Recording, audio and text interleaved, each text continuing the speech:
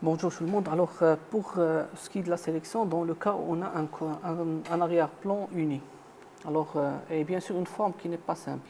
Alors, je vais ouvrir cette image avec Photoshop et je vais vous montrer. Alors, voilà, dans ce cas où vous avez un arrière-plan, on va dire, qui se rapproche et on veut le sélectionner. Alors, je veux sélectionner cette plante et je veux appliquer de l'ombre. Ça ressemble un peu à l'exercice du cheval, mais si on le travaille avec la même méthode, ce serait long. Surtout quand on remarque l'arrière-plan qui est un peu identique, je vais vous montrer une autre méthode. Alors la première des choses, je vais double-cliquer sur cela pour la rendre calque 0. Et je double-clique encore une fois et voilà. Alors j'ai ce qu'on appelle l'option de fusion. Ce que je peux faire, c'est que je peux enlever des parties. Voilà, regardez. En changeant ça, j'ai des parties qui s'enlèvent. Voilà. Et je peux, avec Alt, je peux ajuster, je peux prendre une partie sans l'autre. Vous voyez, c'est très simple et ça donne des résultats plus rapides que si on faisait l'ancienne méthode.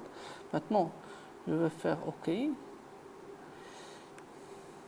et je peux continuer ce qui reste. Alors, je peux ajouter un masque de fusion. Voilà, je clique sur le masque de fusion, je prends la brosse, je prends le noir ou bien le bleu, selon ce que je veux, parce que comme je veux enlever des parties, ce qui reste, alors voilà. Mhm. Bon, il y a des choses qui restent encore ici, mais c'est pas grave, va surtout vous montrer l'astuce, mais pour un traitement affiné. Alors aussi, je vais vous montrer comment on applique de l'ombre sur cette image-là, parce que si vous allez essayer de faire la même chose que ce que nous avons fait auparavant pour le cheval, ça ne va pas marcher tout simplement.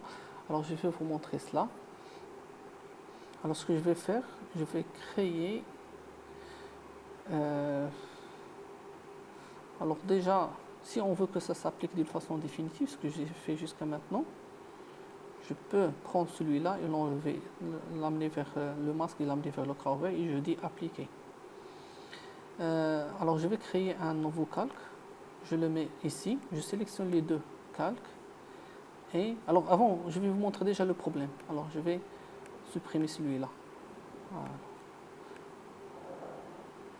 Alors si je double-clique ici et j'essaie d'appliquer l'ombre de portée comme ce que nous avons fait. Alors vous voyez, c'est de l'ombre portée sur toute l'image, ça ne marche pas. Alors je décoche ça et je vais vous montrer l'astuce. Alors je vais créer un nouveau calque et je sélectionne les deux. Alors il doit être en haut et je peux dire calque, fusionner. Alors fusionner les calques. Voilà, j'ai un seul calque maintenant.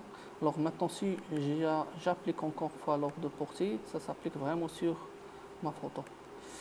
Voilà pour la sélection de quand on a un arrière-plan, on va dire comme ça, léger.